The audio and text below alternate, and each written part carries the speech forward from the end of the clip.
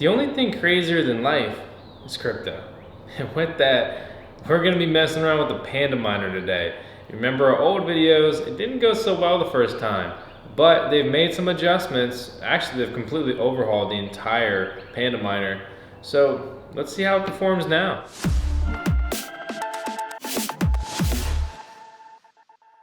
Now I've had the Pandaminer for a couple weeks, and actually almost exactly a year ago today, I bought my first Pandaminer. I'm here to talk to you today about the Pandaminer. So I finally got a Pandaminer. I'm super stoked because I've been trying to humble these down for a while now. Either way, the initial experience was a pretty poor one.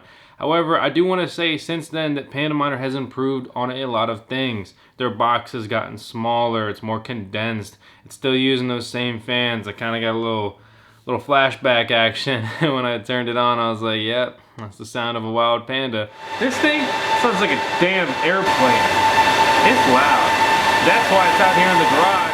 Unfortunately, Windows blue screen the second I looked at the specs on the machine. Granted, the specs are on the box, but I wanted to actually pull it up in the computer to verify. Windows would tell me that's exactly true, and it blue screened corrupted Windows so hard that I cannot restore or reload or just put a new copy of Windows on that SATA that they use in their machine. I contacted Pandaminer. They said they'd be happy to get a new one out to me and fix the problem, etc. So I'm not holding that against them, but I didn't want to deal with the downtime personally, and I really didn't want to stick with Windows too much anyway. One of my biggest gripes with the Pandaminer yet again is the fact that it comes in Chinese or Mandarin. It comes in a preloaded, well, you know, an ignorant American would say Chinese Windows. The rig was in Chinese when I first set it up, excuse me, Mandarin, or I'm not sure exactly. But oh my God, what a nightmare to get it into English. This was so frustrating. It was frustrating way back then, and it's frustrating now. I don't understand why they're still doing this. If they're sending the Pandaminer to the United States, they should have the common sense to put it into English.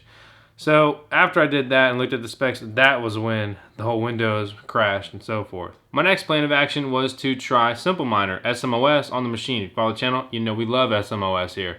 And it wouldn't pick up the USB stick with SMOS on it. So I was like, let me try Hive. Tried Hive. Didn't get picked up. I was like, okay, well, let me just try this. I got this stick of ETH sitting right here, plugged it in, and booted right up with that. So I'm going to have to dig into the motherboard settings and probably mess around with that to get it to actually pick up the USB stick with SMOS loaded on as a bootable thumb drive. But until then, I've been running ETH, and ETH is a very good, very popular mining OS. It's not something that we've really covered on the channel, but I'm sure you probably stumbled across it or heard about it here or there. I was messing around with Claymore, mining Kryptonite V7 with this rig, but just with the overclock settings I was using, wasn't doing too hot. So I switched over to Ethereum. So since then, I've just had it chugging away on Ethermine, which is my favorite Ethereum mining pool, and it's been doing great. My average hash rate averages about 220 megahash a second, so that is under their reported hash rate. It's actually kind of like the original hash rate I got way back when. But in their defense, you know, I'm not using Windows the way they had it set up. They had it really fine-tuned, you know, to the dot. Maybe that's the case. And, you know, I denied their assistance, so I'm happy with that, and I know I've got the power draw down. These big fans on the front and back of the mining rig move a ton of air, and if you're going to be moving a ton of air, you're definitely going to be using a little bit of power at least. A lot of things have changed in the last year over the whole cryptocurrency and mining landscape. With that, I've been fortunate to essentially level up as a miner.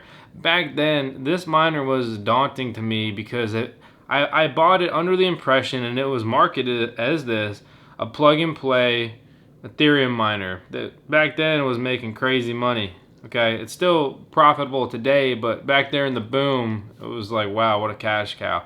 And I ran into a couple issues. Those issues may not have been a big deal if they happened here today. Like if the Windows blue screen to me back then, I wouldn't have had ETH on a USB stick right here as a backup. I would have been like, what do I do? I'm losing money on my investment here. I mean, I'd be losing my mind. And that's kind of what happened way back when. Plus, the power supply, they really cheaped out on that original power supply. It was absolute junk, and because of that, it became a fire hazard. Since then, they are using a much nicer and more respectable power supply. So look, if they're gonna make improvements, I'm so happy to see that. I wish that they would have just, you know, came out the door with all of these improvements, but I guess everyone says that in hindsight.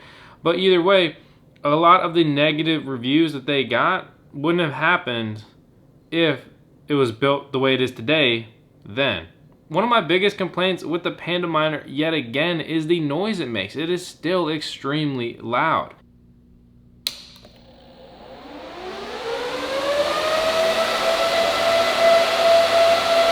This is okay for me because of being inspired by things like the Pandaminer. I built my own crypto mining shed.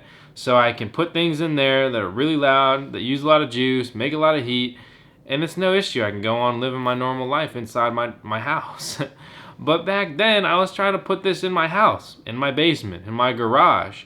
It's a sound you will hear the floor above you. It is a very loud, unique sound. But again, that's not an issue for mining farm application. But what I'd like to see would be alternative fans that do not move as much air, but that are significantly quieter. However, a very positive note I would say is the price point. Right now, it's like $2,700, give or take with shipping. And then ultimately, the biggest competitor to the Pandaminer yet would be the Bitmain Antminer E3. They're a new Ethereum ASIC miner. I think their Ethereum ASIC miner will be very akin in design to the actual Pandaminer, because with the memory requirement of the ETH algo, you need a lot of memory, and with that, it's almost like the Bitmain is just going to be jamming a bunch of GPU chips in there, and it doesn't come with the power supply. You add the power supply, that ends up being about $200. It says 110, wait till you add customs, wait till you add shipping, you end up paying about $200 for that power supply, which still makes it a good deal, so don't take that the wrong way. Here's the most interesting part,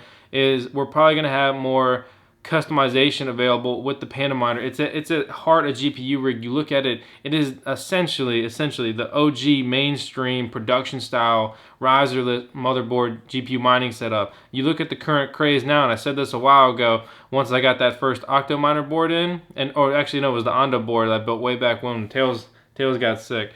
That board that was really kicking off the riserless mining trend.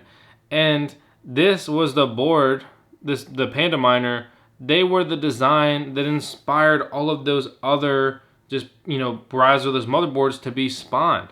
They were the first one to make it mainstream, and they deserve that credit. And with that, they've improved upon it, and now they actually have a good product offering.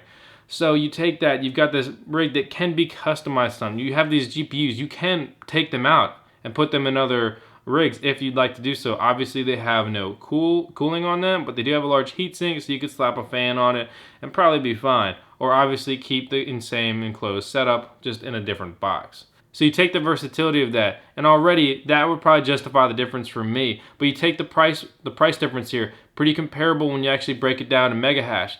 But now here's the deal, Pandaminer's in stock ready to ship. The E3 is still shipping in July, and you're like, oh, well, boss, you're just shilling it, man. I'm just breaking down numbers, and if you can't see that, man, I don't know what else to tell you. But obviously, I enjoy building my own GPU mining rigs with gaming GPUs because of just the versatility and resell options there. We almost have like 3 tiers. You build your own rig with, a nice Sapphire GPU. That's great, okay? That is just, I'd say that's the most versatile. Then you've got an offering like the Pandaminer. You got these mining specific stripped down graphics cards. So we'd be at versatility 2 there. It's more versatile, but it's not as versatile as just having a nice Sapphire with a retail box. Then you're gonna get to the options of the Antminer E3s and all the other similar Ethereum ASIC miners that I'm sure will be spawning soon. They are much less viable, and depending on how they're set up, they may only be, useful for mining ETH hash. That's my updated take and review on the Pandaminer B3. I'm really impressed with the improvements that they've made. I think it is a versatile and just project or product that's worth looking at if you're looking to buy a mining rig. Sure, obviously I'm all for building your own rig, but if it ends up being about the same price point with similar performance, it may make sense to just, buy some. If you're building out a farm, when I talk to these farms that are building out, 3,000 GPUs, it becomes very, very difficult to build all those rigs. And it's when you get to options like this, it becomes really interesting for them to say, should we save a couple $100 per rig? Or do we just want to have rigs we can throw on the shelf and deploy? Granted, with the stability of Windows, can you still do that? you know, that's a whole nother subject. That's why we have ETH on there. I'm gonna mess around with the motherboard settings and see if I can get SMOS to boot off of it. That's just my preferred mining OS. And anyway, so regardless, make sure to subscribe to the VoskCoin YouTube channel. Stick with us. We'll have updates on the Pandaminer and everything else that is mining. I hope you enjoyed this review. It's updated, it's changed. Just like everything in crypto, it's always rapidly evolving. Alright, so I made 2 lame jokes and I had to cut them both out. So I'm just going to say Tails is the best, and I'll see you next time. Thanks for watching. I'll be holding you.